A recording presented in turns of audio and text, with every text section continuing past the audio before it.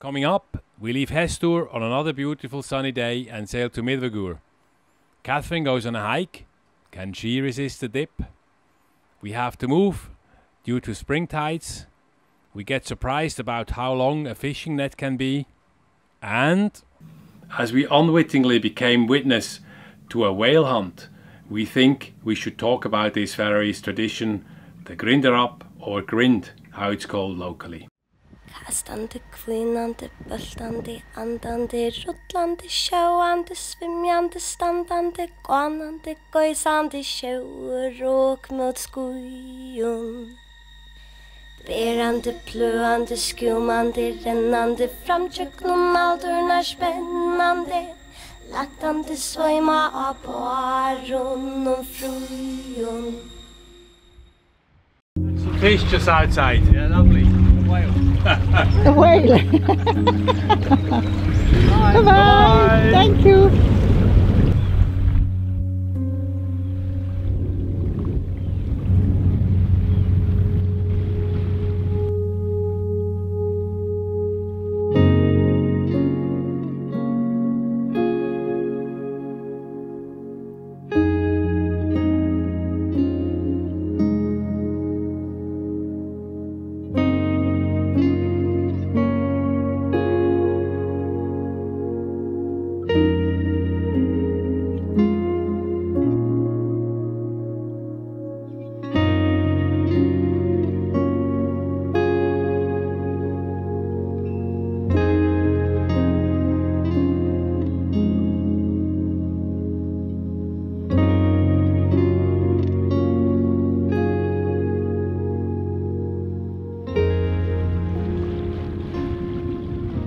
We have left the nice little harbour of Hestur and we're on the way to Miðvágur. That's another small harbour and we're gonna check it out. We don't know how it is there. If it's not good, we carry on to Vestmanna, and if it's good, if we can stay there, we will stay there for a couple of days. The place where we're coming from today, Hestur, is a very nice place. It's a small harbour, has about 50 houses, I think, I would say, and apparently about 20 people living there at the moment permanently. There's a ferry coming 2 or 3 times a day. It's got a floating pontoon with water and electricity, and the good thing is everything is free, so you just go in, pick your place and stay there. It's brilliant, very calm. One can do a nice walk up to the hills. There's some lakes and many birds up there, some sheep and 1 cow. And we had a few very restful days, so if you need some place to retreat, some peace and quiet, this is a good place to go.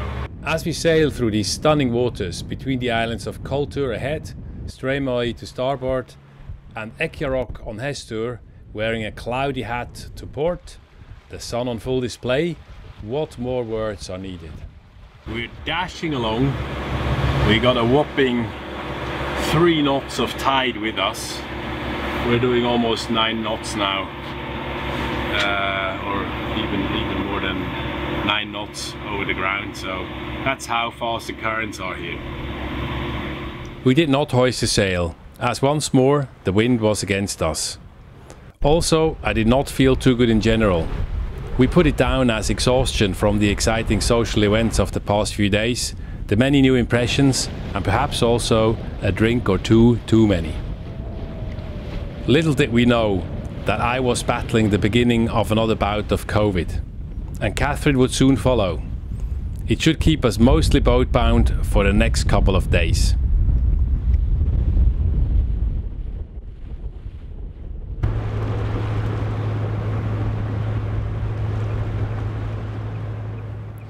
We noticed another boat approaching the pier, and so I went out to take the lines.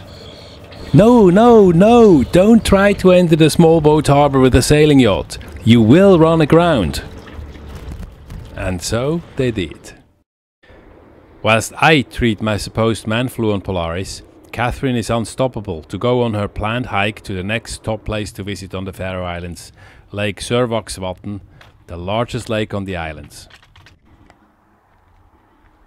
Everything here feels just a bit more touristic. and it is the first place where she actually has to pay for hiking the trail. Together with the busy Vágar airport, it's quite a contrast to the serenity of Hestur or Streymoy.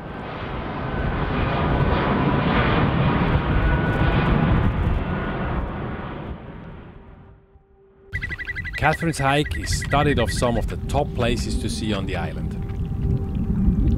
So she's very exciting to see the Trælanípa cliffs, which rise vertically 142 meters out of the sea.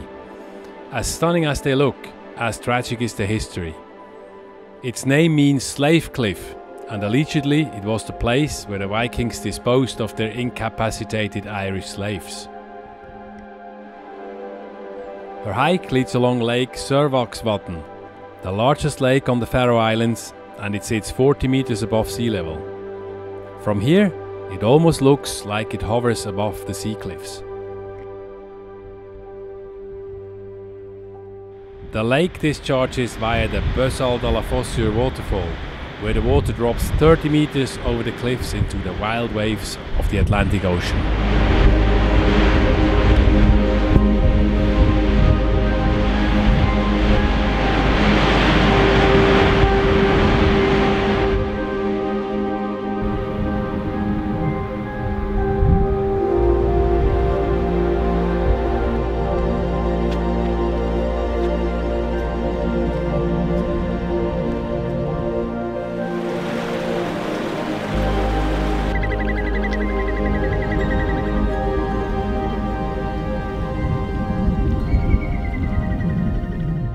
Clean and pristine waters attract many seabirds.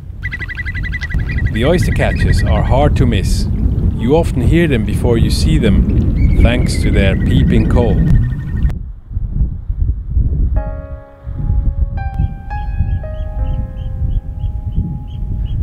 Can Kathrin resist the temptation of a dip in the lake? Of course not.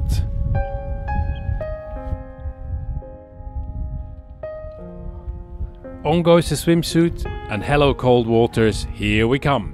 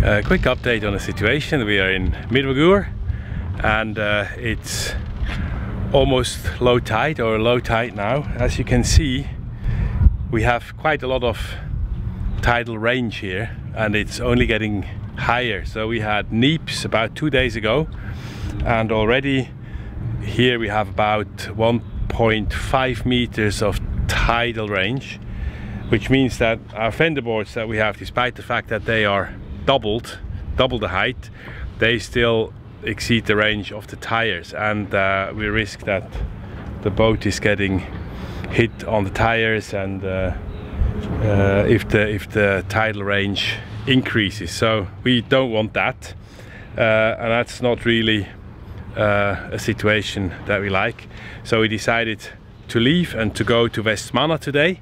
Vestmanna is about 12 nautical miles away from here, about 1.5 to 2 hours, and we think there is a pontoon. So the pontoon is floating, and therefore the water height or the boat is always at the same height in relation to the pontoon, and not like this. This is not ideal for yachts here. It's a very nice place, very calm and free. There's water, but for the high tidal range it's not ideal, I would say.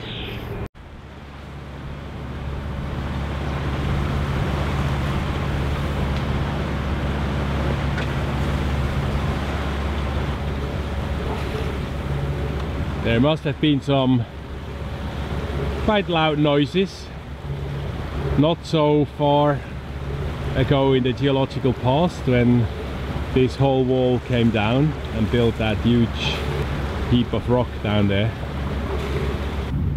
And out there, crossing us, is a Faroese fishing boat towing a net. That means that the water down here is probably quite clean.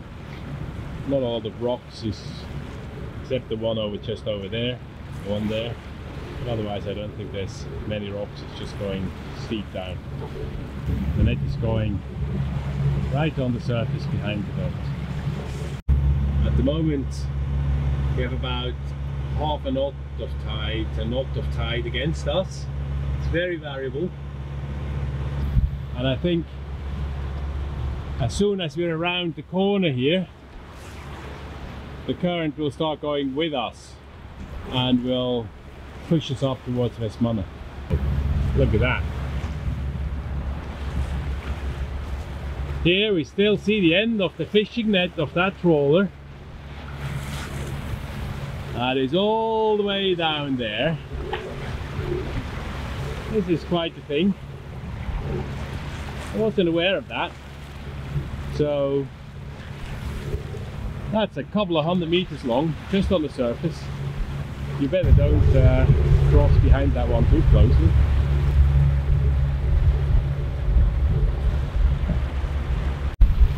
So now we're around that corner. We're going into the fjord that leads us up to Vestmanna, and the current has changed in our favor. From 6.3 to the water to 7 almost 3. It's almost a knot of current that is with us now.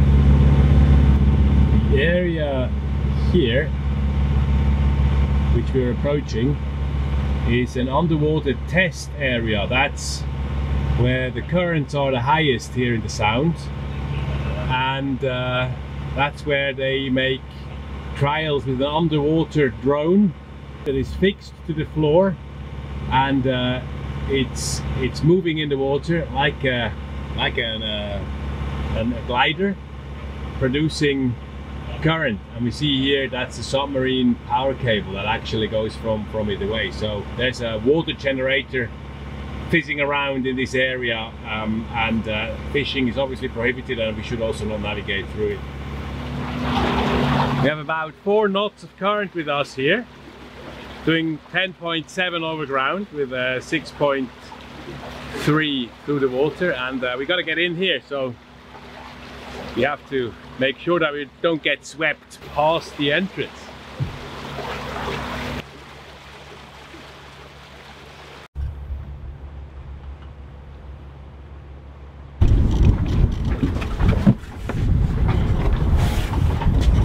Here we are in Vestmanna on the pontoon, nice and easy. It was a nice sail, and nice to have some rest again. Svettande, hugsande, innskjande, rekvande, tiande, takande, touchande, tekvande, fuser, vi stimbra vunlig mun.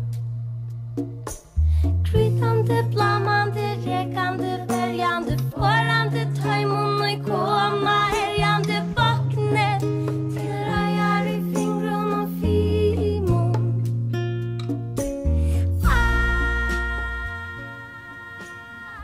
Okay, now to a controversial topic we were confronted with on our journey on the Faroe Islands.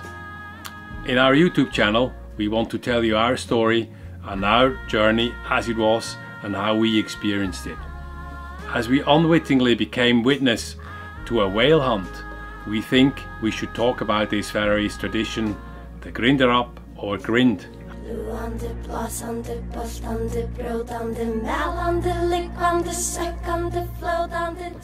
We will try to give a neutral and factual account of what we saw on that day, and we will also give you some additional background information and our thoughts about it. Now, some of you will strongly disagree, and we respect this. We will also show some footage and pictures which you might find upsetting. So if you don't want to follow on, please do leave now and join us in our next video when we have the perfect conditions to sail around the rugged north coast of the Faroe Islands to visit the famous rocks called Risin og Kellingin, the Giant and the Hag.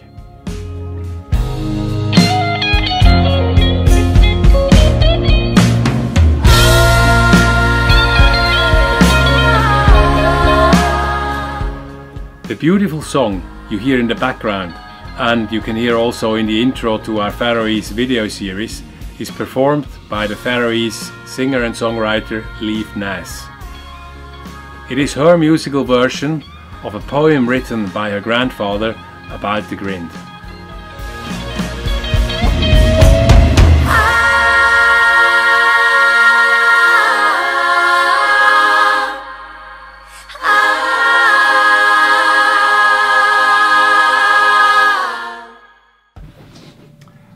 To start, I would like to share some data about pilot whales, the main species targeted in the Grind.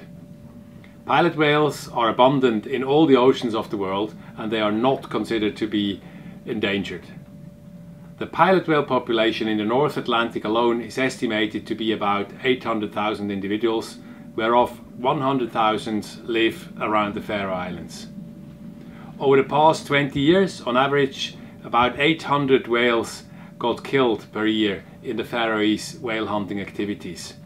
This is less than 1% of the population and just a tiny fraction of the overall numbers. Due to the unpredictable nature of the business, there have been years where no Grind has been taking place at all. In recent years, and due to the pollutions of the oceans globally with human-induced heavy metals, the Faroese Health Ministry has issued a recommendation for people to moderate their consumption of whale meat. For centuries, whaling, fishing, catching seabirds and breeding sheep have been essential activities to gain protein and carbohydrates for the people living on these barren islands. Through time, the Faroese have developed a strong eating culture with family and friends, and some of their methods to preserve meat are an acquired taste and require a strong stomach, as we were privileged to experience ourselves.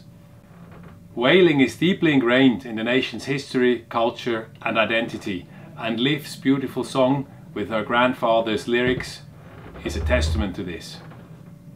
On the Faroes, whaling is a non-commercial and strictly regulated activity, and the whole community gets involved in a Grind. Whenever a pod of pilot whales is spotted, it is reported to the police, who approve and coordinate the Grindaráp. A sighting can happen anywhere and anytime. To be cleared for killing, the whales have to be beached in shallow water. There are clearly designated beaches dotted around the islands where whales are allowed to be beached and killed. The police chief of the area approves and assigns the Grind to the village closest by to the sighting. When this relatively rare opportunity arrives, life comes to a standstill in the village. Who can jumps on a boat, drives out in the fjord to help rounding up the herd and drive it onto the beach. The whales with their strong social bonds follow their leaders into a deadly trap. Meanwhile, the rest of the villagers gather on the designated beach, ready to welcome the whales and to sort out the catch, whilst a handful of specialists deal with the killing of the animals. The whales are killed from close distance with a purpose-made type of lance that cuts and severs their spines and leads to an almost instantaneous death. Killing these animals, who can grow to 2.5 to 3 tons, is a dangerous business for the person assigned to it. The whales are then left in the water for a short period of time to bleed out before they are towed into the harbour, where they are lifted ashore to be counted, marked and butchered.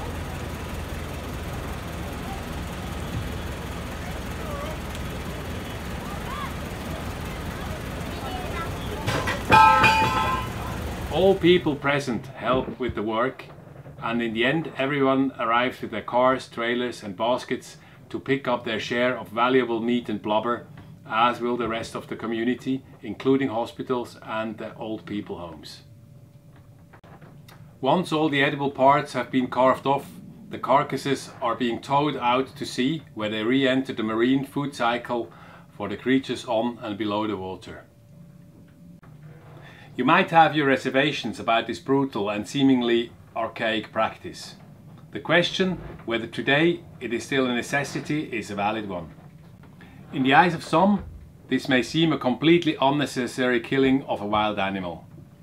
For many of the Faroese, however, it is still a valuable source of food. The Faroese are a small, independent and proud nation with a strong cultural identity, and whaling is and has always been an important part of this. And here are the thoughts of the self-confessed meat eaters Kathrin and I are. Be reminded that just because our cows, pigs and chicken are slaughtered out of sight behind the walls of abattoirs, it does not make their killing any better in comparison. And from an ecological point of view, the industrial production of meat, which involves vast areas of rainforest being cut and burnt to be turned into arable lands to plant soy, to feed the cattle that will end as steaks on our plates, comes at a huge price. The whales killed on the Faroe Islands instead grow up sustainably, live in freedom and in the most natural environment until the very last minutes of their existence. For us, the Grind was not easy to watch as it unfolded, and we asked ourselves the question about its appropriateness in current days. For us, it's neither glorification nor damnation. Having had the opportunity to glance behind the stage, we understand and respect the practice, its roots and its values. We thought long and hard about whether and how to present this topic. The Faroe Islands and the Faroese people are wonderful, and the Grindaráp is an integral part of their culture. Thank you for staying with us until here. We hope we have added neutral facts and background to the sensationalism you might have encountered online and in the media about this Faroese tradition.